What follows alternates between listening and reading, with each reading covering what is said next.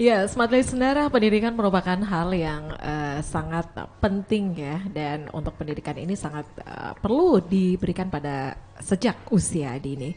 Nah, smart listeners, untuk hari ini di spesial program yang kami hadirkan untuk Anda, talk show bersama Parlemen yang tentu dipersembahkan oleh Sekretariat DPRD Kota Makassar. Dan hari ini kita kedatangan tamu spesial ya, anggota DPRD Kota Makassar, dan Ibu yang satu ini tentu sudah tidak asing lagi ya, smart listeners, karena sudah sering kita lihat di mana-mana, dan beliau ini sering diundang ya di berbagai kegiatan, terutama mengenai dunia pendidikan ya. Siapakah? Nah, ini sudah bisa melihat ya langsung. Di sini kita bersama dengan Ibu Yeni Rahman SSI. Beliau merupakan anggota DPRD Kota Makassar, ini dari Partai PKS ya Bu ya. Iya. Ya.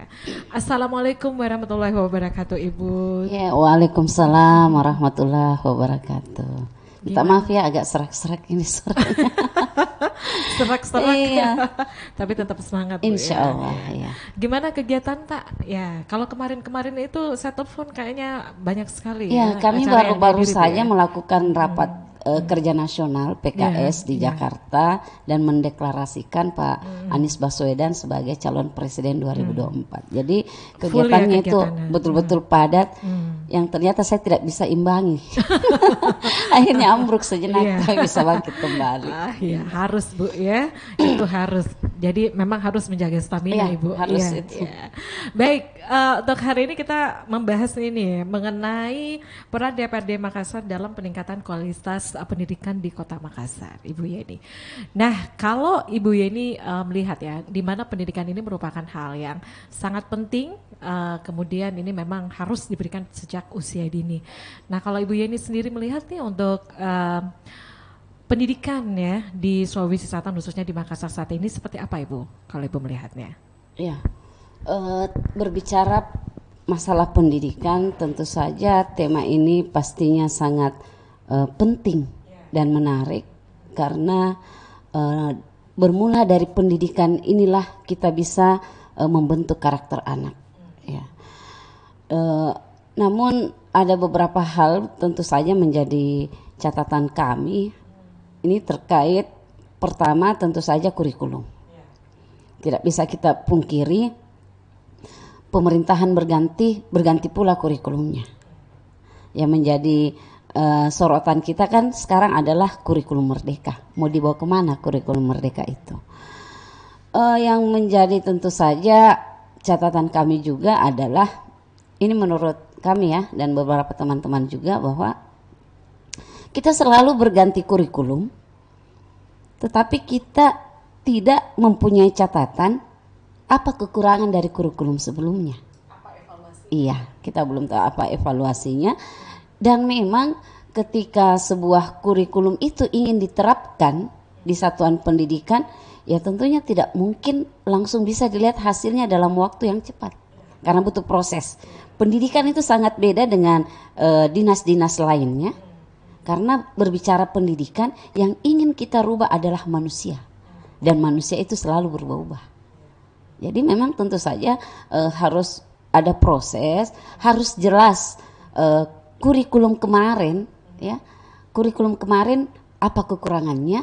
Sebenarnya dari sebelum membentuk kurikulum yang kemarin, apa sih harapan kita? Terus kita lihat aplikasinya sejauh mana yang tidak sesuai dengan harapan, sehingga tentunya ketika ada kurikulum baru, ya tentu saja kita akhirnya bisa menerima seperti itu. Yang kedua, catatan saya adalah, ini juga baru terpikirkan, adalah diterapkannya kurikulum yang seperti sekarang ya, kurikulum merdeka, ternyata tidak diterapkan di semua sekolah. Kenapa itu? Kenapa? Itu saya juga tidak tahu. Apakah jadi saya saya juga saya sering juga diskusi ya dengan suami saya, kebetulan beliau juga seorang guru. Saya mengatakan ini sepertinya tidak adil, terjadi diskriminasi terhadap anak. Apa kriterianya? Anak yang mana yang boleh mendapatkan kurikulum merdeka, anak yang bagaimana yang tidak boleh, belum boleh maksud saya. Jadi ada padahal ketika kita Padahal ketika kita melihat bagaimana capaian hasil pendidikan, kita kan tidak memisahkan. Oh, ini hasilnya kurikulum kurikulum Merdeka. Ini hasilnya kurikulum K13. Begini hasilnya anak-anak. Begini hasilnya anak-anak yang kurikulum Merdeka. Jadi kan terlalu banyak gitu ya. Iya. Itu dilihat secara keseluruhan Ibu ya. Iya. Jadi menurut saya adalah ketika memang kurikulum ingin ingin diterapkan, ya memang harus dikaji baik-baik. Mampukah semua sekolah untuk akan menerapkan? Jadi harusnya kurikulum itu harus sama semuanya. Kalaupun misalnya ada sebuah sekolah yang tidak mampu, ya disitulah diberikan bimbingan. Dia harus beradaptasi untuk bisa melakukan atau untuk bisa menerapkan kurikulum tersebut. Jadi jangan sampai menunggu gitu ya. Iya. Jadi ceritanya ada sekolah yang sudah melaju, ibarat jadi sudah naik pesawat, ada sekolah yang baru naik becak. Jadi kan kasihan anak-anak menurut saya. Dan menurut saya juga semua anak-anak itu sama. Semua komposisi otaknya sama. Ibu, kalau semamanya ini ya, kalau saya lihat ya, untuk tahun ajaran baru yang baru-baru ini kan, itu banyak ya, memang buku yang memang harus dimiliki oleh anak gitu. Tapi kan sebagai orang tua, kalau saya lihat kesini-sininya, itu buku dibuka atau tidak, Kak? Atau bagaimana Bu? Atau memang mereka secara digital atau bagaimana? Ya ini juga menjadi keresahan kita. Bayangkan, anak kelas 1 bawa buku seperti naik gunung. Kan berat bukunya. Jadi ini anak-anak belajar berdasarkan buku atau berdasarkan apa? Jadi ini juga saya melihat kurikulum terlalu berat. Harusnya kurikulum itu kita harus melihat jenjangnya dulu. Misalnya kalau anak untuk kelas 1, kelas rendah ya 1, 2, 3, itu cukuplah mereka diajarkan bagaimana mengetahui ya, membaca, berhitung dan menulis yang baik. Jangan sampai ternyata ada anak di kelas 5 dan kelas 6 belum bagus tulisannya. Membacanya juga masih jauh. Padahal terlalu jauh melompat ini kurikulum yang sederhana belum dituntaskan. Dan yang terpenting juga itu pengembangan karakter Ibu ya. Iya, pastilah itu yang penting. Jadi indikator capaian kurikulum itu menurut saya terlalu berat. Oke, jadi kalau semuanya untuk saat ini Bu, untuk implementasinya dari kurikulum K13 kemudian beralih ke kurikulum Merdeka. Jadi memang dari sekolah-sekolah itu memang ada yang menerapkan, ada juga yang tidak menerapkan Ibu ya. Gitu. Tapi ini saya belum dapat catatannya, nanti saya minta di Dinas Pendidikan sekolah mana saja yang sudah menerapkan kurikulum Merdeka, yang mana menerapkan kurikulum K13. Jadi bingung ya. Evaluasinya jadi belum lagi kita bicara revolusi, pendidikan kita tidak terevolusi. Ya, itu ya untuk menjadi program ya dari pemerintah pusat ya. Ini ada juga tambahan ya. Ini masukan saja, mudah-mudahan bisa menjadi pertimbangan. Kita juga harus melakukan pemetaan kompetensi guru. Kalau kalau kita melihat sekarang ini kualitas dari guru sendiri tuh bagaimana Bu? Kalau misalnya ya untuk kurikulum Merdeka diterapkan, apakah memang itu sudah sejalan juga dengan kompetisi guru Bu yang ada saat ini? Ya, ketika diterapkan itu memang harus diimbangi dengan kepala sekolahnya juga sudah bersesuaiannya untuk itu, kepala sekolah penggerak. Itu namanya guru penggerak. Jadi harus ada unsur seperti itu di dalam kurikulum Merdeka.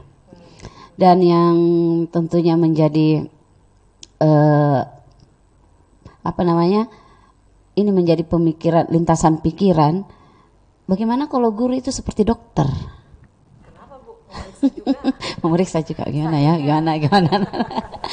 Jadi kalau seperti misalnya ya, kalau dokter kan namanya dokter spesialis anak, dokter spesialis kulit. Jadi guru untuk tingkat SMP sih sebenarnya sudah punya spesialis ya, guru bidang studi, SMA juga. Ini mudah-mudahan bisa diterapkan di SD. Jadi guru yang di SD spesialisnya dia mengajar guru kelas 1, kelas 2, kelas 3.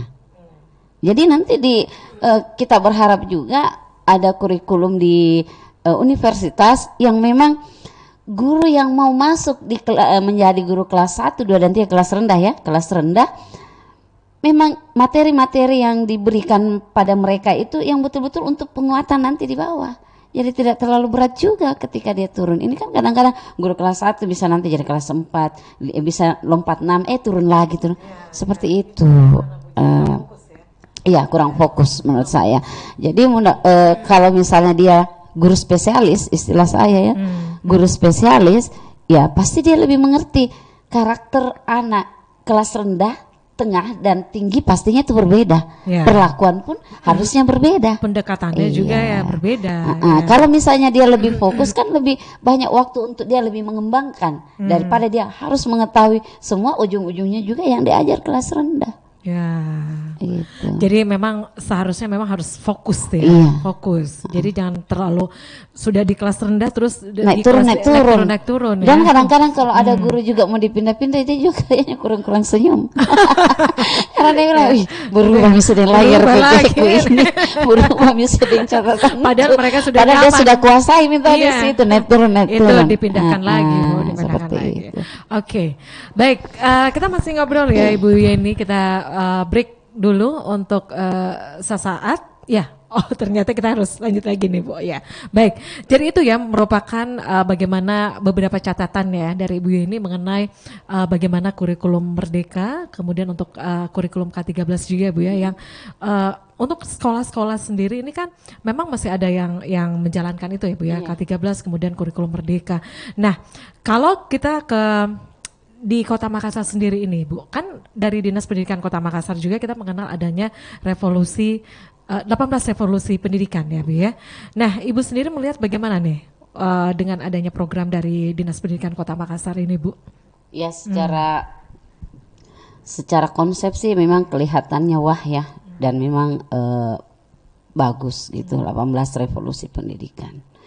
Cuman ada hal yang memang harusnya ketika visi ini dipublikasikan, saya pikir ini 18 revolusi pendidikan ini tidak bukan baru sekarang ya di periode wali kota kita, sebelumnya juga sudah. Dia tidak barengan dengan indikator. Indikator maksudnya seperti apa Bu? Jadi misalnya dalam 18 item revolusi pendidikan harusnya itu ada penjabarannya. Misalnya satu anak satu bakat. Yang mana yang kita maksud itu? Apa yang harus dicapai di sekolah? Dan itu harus dalam bentuk tertulis, didokumenkan sehingga kepala sekolah juga paham. Jangan sampai mereka cuma menerka-nerka. Oh, kayak begini. Ini juga kalau sudah disampaikan harus ada secara tertulis indikator itu. Dan saya merasa juga ada beberapa yang tumpang tindih. Misalnya, satu anak satu bakat, satu anak satu tari, satu anak satu olahraga, satu anak satu tanaman. Kenapa banyak sekali? Kenapa tidak cukup satu saja? Terlalu banyak. Kalau dibilang satu anak satu bakat, ini kan bisa lebih jelas kan? Oh, anak-anak ini sukanya yang tari. Ini anak-anak kalau dibilang olahraga memang yang wajib ya. Tapi kan tidak semua anak juga memang mahir dalam olahraga. Kalau untuk mengatakan mereka berolahraga oke. Tapi kalau bilang dia harus punya potensi dalam olahraga itu tidak bisa dipaksakan. Karena memang ada anak-anak yang lebih berjiwa seni misalnya. Ada juga memang anak-anak suka olahraga dia tidak berjiwa seni. Apakah mereka harus memiliki dua hal yang sama ini?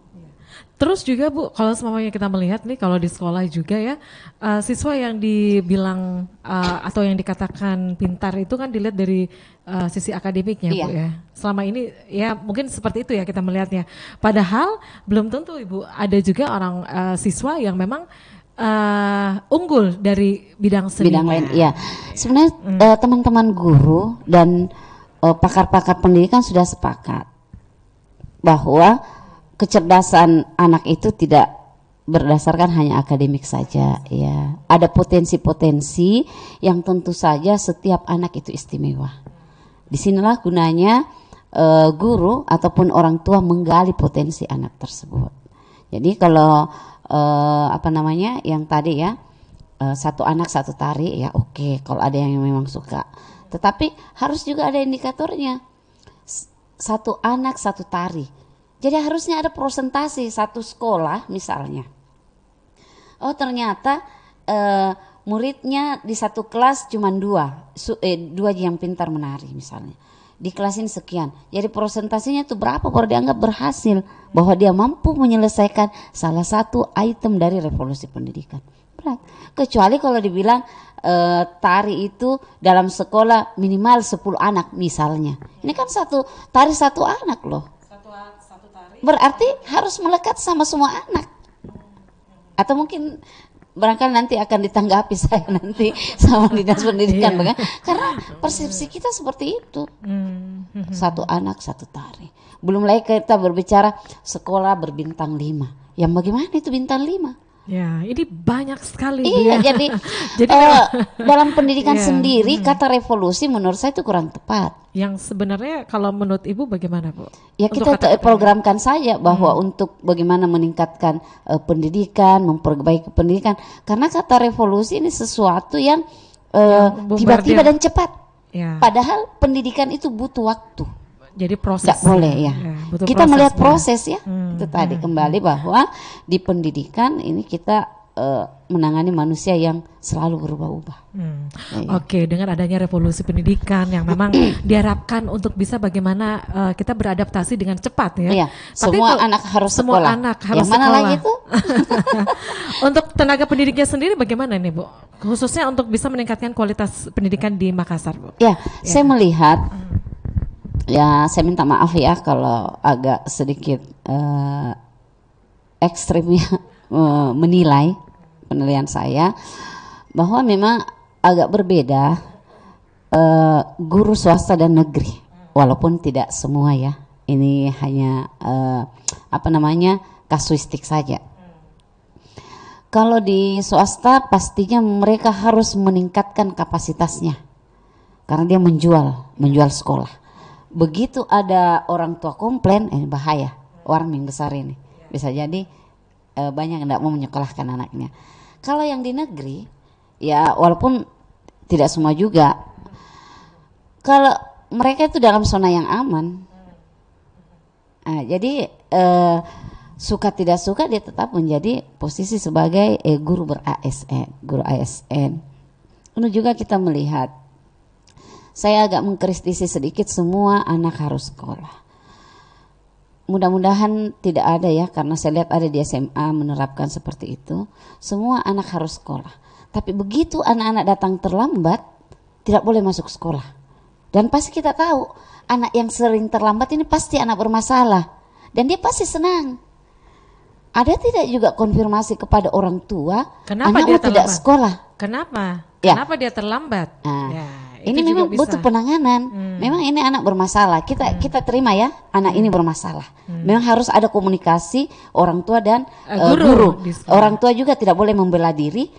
Orang tua juga kita sama-sama mencari solusinya.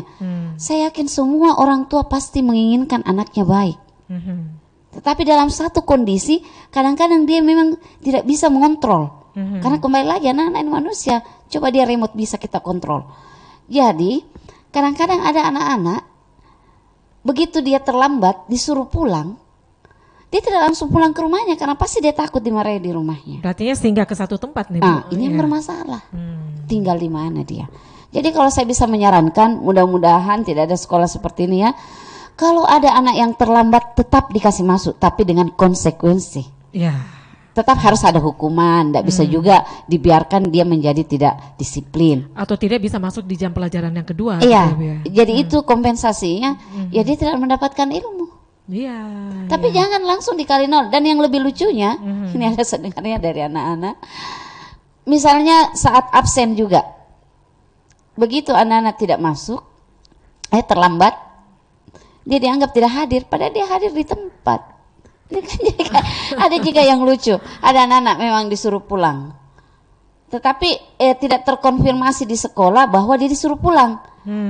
Anggapan guru adalah anaknya bolos, Jadi beda tuh bolos dengan disuruh pulang. Jadi Ini harus menurut ada, saya iya, aturan-aturan yang sederhana ini dulu yang perlu di-clearkan. Kita katanya merdeka belajar, tetapi masih pola-pola lama yang kita bangun. ya, ya. Jadi memang harus dikondisikan ataupun juga disesuaikan Iya, dengan perkembangan zaman seperti iya. saat ini, Bu ya. Ya. Saya dia lebih fokus kepada anak-anak yang bermasalah ini, yang suka bolos, tidak senang sekolah. Ini sebenarnya hal sederhana dan menjadi perhatian besar kita. Kenapa anak-anak tidak suka sekolah? Ya, itu harus dipanggil Dibedah. dibedah dulu. Ini tidak. Guru mengatakan, ini anak malas. Kalau kau malas tidak naik kelas. Hanya ancaman itu paling terlalu Harusnya dicari tahu, kasihan. dicari Iya. tahu, Bu, Pokoknya ya. kalau kalian terlambat tidak dapat nilai. Hmm. Jadi dalam asumsi anak-anak sekolah dapat nilai. Padahal Iya. kan bukan itu yang kita harapkan. Ada perubahan Proses, sikap. ya, ada proses ya, karakter. Dan pasti kita semua juga punya punya pengalaman. Rata-rata teman-teman kita dulu juga yang tanda kutip ya keluar dari kebiasaan biasanya lebih berhasil kan. Iya, iya. Jadi cintailah anak-anak kita Iya, semuanya. iya. Jangan- Kalau ada yang lebih kreatif begitu Bu ya dia mungkin istilahnya. kreatif, tapi kreatifnya memang Wadahnya tidak nggak bersesuaian ada. dengan Dia ada kondisi di sekolah. Ya, jadi anak-anak bermasalah Iya. itu rata-rata kalau dia dikemas baik, Iya. bisa dia menjadi orang yang Unggul ya. iya. Ya. Daripada kita juga tidak bilang sobat teman-teman kita begitu ya. Saya mulai juga ada teman-teman saya yang pintar sekali kemarin. Ya jadi biasa-biasa juga. Ya, Tapi yang justru yang kreatif itu yang biasanya Iya, yang berhasil tapi gitu ya, jangan Bu ya. bukan juga berarti kita menafikan anak-anak cerdas ya. Nanti Iya. orang salah paham yang Iya. kita maksud. Artinya semua diberikan perlakuan yang sama dan sesuai dengan kondisi. Iya. Ini keprihatinan saya sama anak-anak yang Iya. nakal Iya, itu gimana? Iya. Jadi memang Bu ya, menjadi guru itu sangat tidak mudah ya. Iya. Harus bisa juga menjadi dokter. Iya. Harus dibedah. Iya. Oke, kita break dulu ya untuk sesaat ya. Dan smart listeners, Anda jangan kemana-mana. Talk show bersama Parlemen tentunya dipersembahkan Sekretariat DPRD Kota Makassar akan lanjut lagi sesaat lagi. Ya, terima kasih Smart Listener. Anda masih bersama kami di Talk Show bersama Parlemen, masih bersama dengan Ibu Yeni Rahman SSI, anggota DPRD Kota Makassar dari Partai PKS, dan kami informasikan juga ya Smart Listeners, untuk Anda yang ingin menyampaikan aspirasinya silakan di Ajama ya. Ini merupakan salah satu aplikasi ajang aspirasi masyarakat yang tentu Anda bisa dapatkan dengan cara mendownloadnya di Google App Store. Baik, kita masih lanjut lagi ya untuk tema kita untuk hari ini mengenai peran DPRD Makassar dalam peningkatan kualitas pendidikan di Kota Makassar. Jadi tadi Ibu Yeni juga memberikan informasi ya bahwa kalau ada anak-anak yang memang tanda kutip itu jangan sampai seperti harus dibedah Ibu ya, harus dibedah. Apa sih sebenarnya yang menjadi permasalahan sehingga mungkin ya sering terlambat ya. Jadi memang ini ada komunikasi dua arah ya, dari pihak sekolah dan juga dari orang tua. Nah kalau Ibu Yeni sendiri sebagai pengajar ya dulu Ibu ya, untuk menghadapi anak-anak seperti ini apa yang Ibu lakukan? Ya, dulu waktu saya menjadi guru, saya kebetulan diamanahi sebagai wakil kepala sekolah kesiswaan. Kami kan swasta ya, waktu itu saya mengajar. Jadi memang saya paling suka itu menangani anak-anak bermasalah. Pokoknya yang suka berkelahi, yang malas, yang pokoknya semualah. Yang berkelahi juga misalnya. Jadi ini menjadi kebiasaan kita juga. Ketika ada anak-anak yang berkelahi, kita sebagai seorang guru selalu hanya melihat, oh kamu memang salah. Pokoknya dimarahi terus itu ya, memang suka bermasalah. Kalau saya tidak, saya panggil dua-dua, saya gali kenapa bisa terjadi seperti ini. Nah, dan pada akhirnya saya memberitahukan kepada dua orang anak tersebut, pasti setiap anak ini ada benar dan salahnya. Si A pasti ada benar dan salahnya, si B juga seperti itu. Jadi kita jelaskan, kau benarmu ini, salahmu ini juga dijelaskan. Jadi mereka itu tidak merasa dihakimi, tapi menyadari bahwa memang dia salah. Dan yang temannya satu juga tidak boleh selalu merasa bahwa dia yang benar. ini yang salah, tidak. Pas di beberapa kasus ya terjadi perkelahian, pasti itu kita bisa lihat seperti itu. Jadi tentunya memang kita harus lebih banyak komunikasi dengan anak, dan memang harus ditahu jenjang usianya. Kalau misalnya yang masih SD itu memang masih selalu maunya diikuti. Nanti kalau dia SMP, dia sudah mulai juga punya rahasia sendiri, nggak mau dibagi-bagi. Ya, jadi sebagai orang tua juga harus paham, dia sudah mau punya privasi. Apalagi kalau misalnya yang sudah mau masuk SMA, dia tidak suka digurui. Nah, kita ini orang tua kadang-kadang seperti saya juga ya, masih punya banyak kekurangan. Ya, selalu kita mau didengar, pokoknya, selalu kata pokoknya. Begitu anak-anak menjawab, kebiasaan kita, ini anak-anak suka membantah. Coba kita rubah persepsi itu. Ini anak-anak bukan membantah, tapi ingin mengungkapkan juga perasaannya. Iya, kita kalau begini, kenapa kau suka membantah? Dulu kita kalau dimarahi diam-diam jiki saja.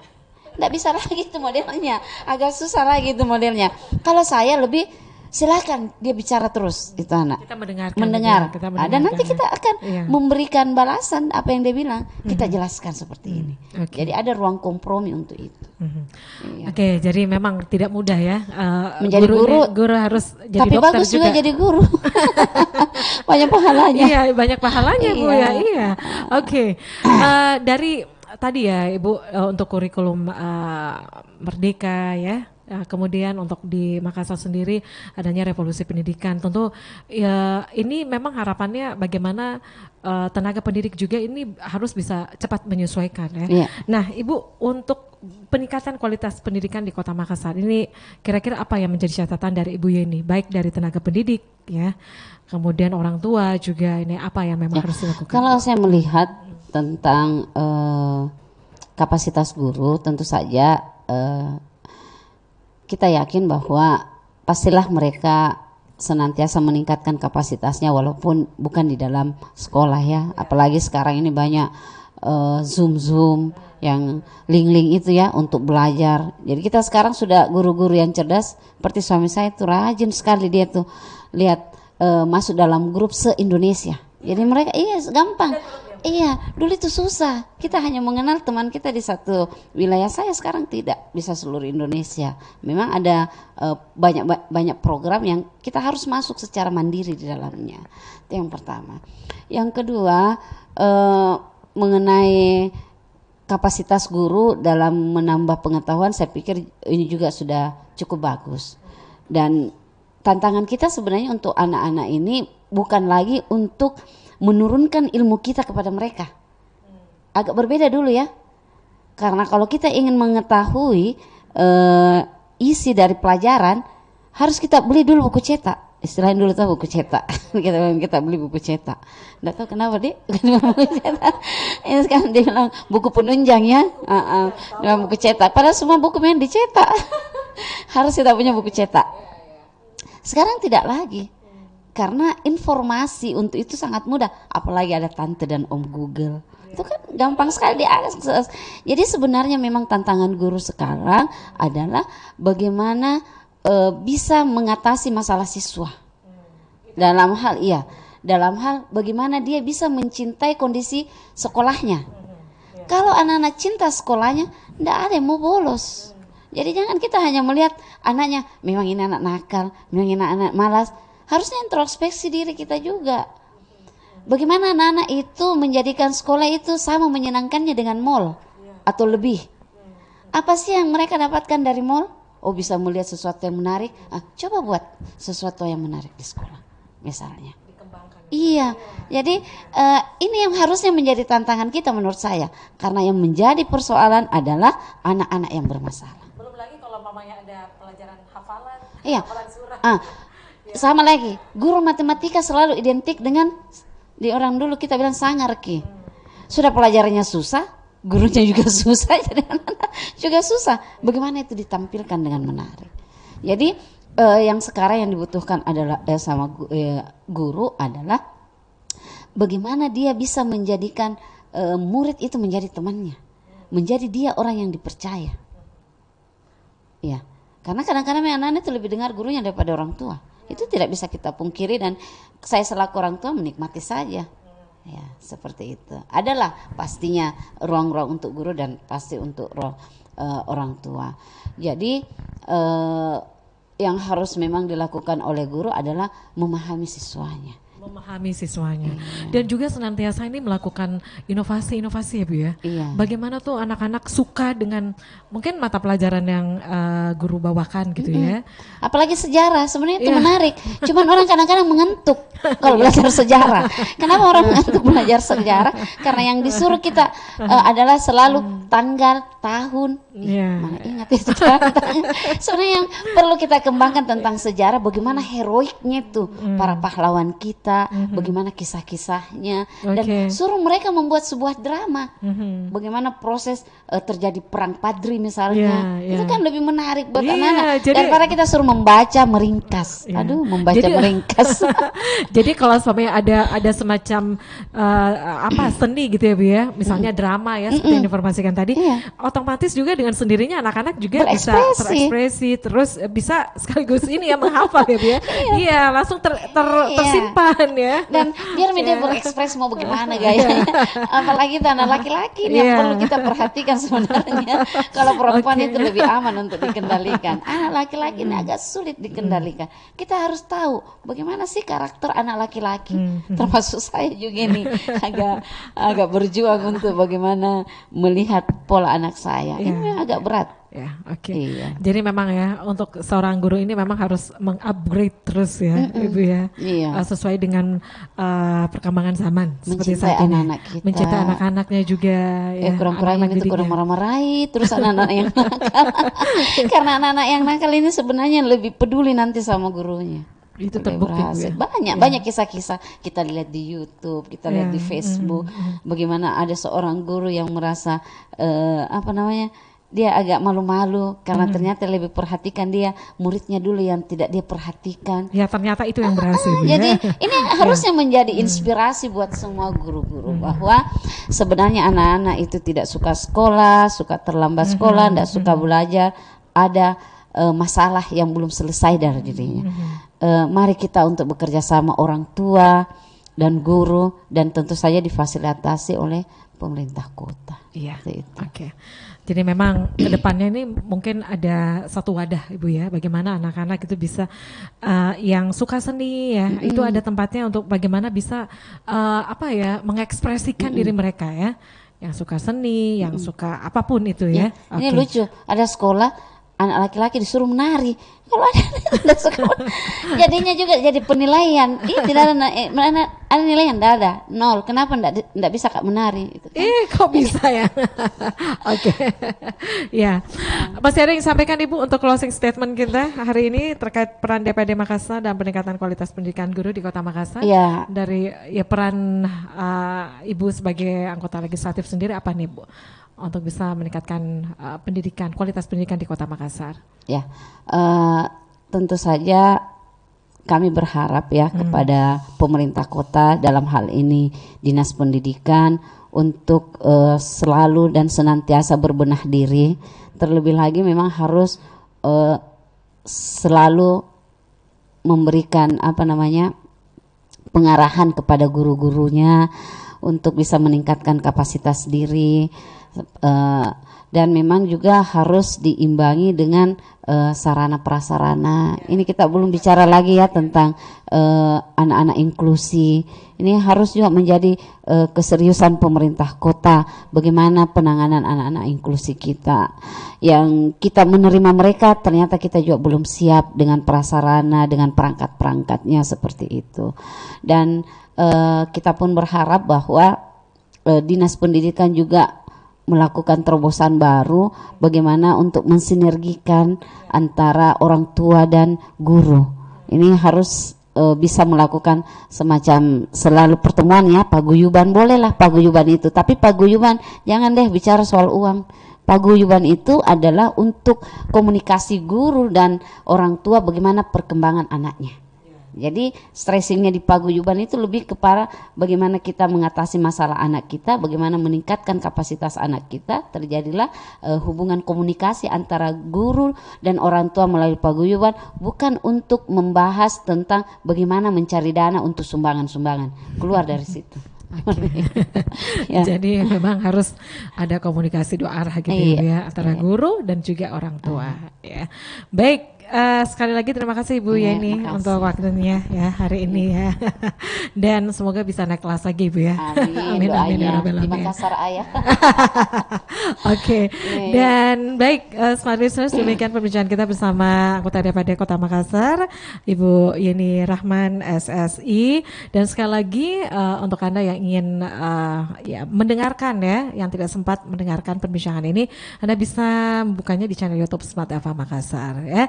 Sekali lagi untuk Anda yang ingin menyampaikan aspirasinya, silakan melalui Ajama, ajang aspirasi masyarakat Makassar, yang tentu Anda bisa download di Google App Store. Sekali lagi terima kasih Bu Yeni Ya. Rahman ya, dan Smart Listener, demikian perbincangan kita di talk show bersama Parlemen yang dipersembahkan oleh Sekretariat DPRD Kota Makassar. Saya Mirza Arianti, selamat pagi, Assalamualaikum warahmatullahi wabarakatuh. Waalaikumsalam warahmatullahi wabarakatuh. Sampai jumpa.